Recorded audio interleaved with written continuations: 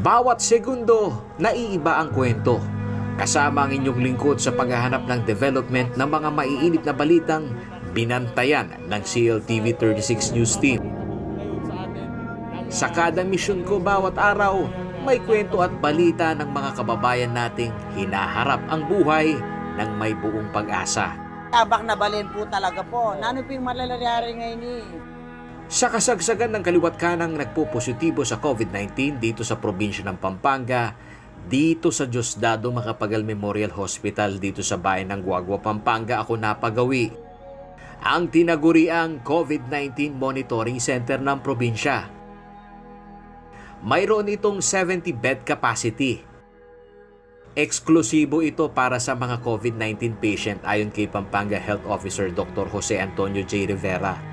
Dito rin makikita ang digital dashboard para sa centralized contact tracing ng pamahalang probinsya na ilalagay sa mapa ang galaw ng mga binabantayang suspected COVID-19 carrier. Mula sa mga close contact ng mga ito hanggang sa mga pinanggalingang bayan.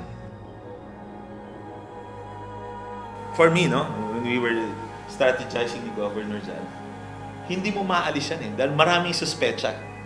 Ang dapat tinitignan dyan is yung pending. Dapat bumababa. Pending Is ibig sabihin nun, suspecha ka, na-test ka, hinihintay na lang lumabas yung resulta. So, dapat, tapos yung unprocessed, yan ang mas nakakatakot. Dapat yan lagi zero. Ibig sabihin ng unprocessed, suspect ka, pero kalat-kalat ka po. Hindi ka pa kinuha, hindi ka pa kinwarantin, yun. Pag ikaw ay na-pending, na-proseso ka na, na-swab ka na. Kaya kahit marami kaming pending, makikita mo, on a daily basis, bumabagsak yan. At ang dumataas is what? Are negative, 1,008.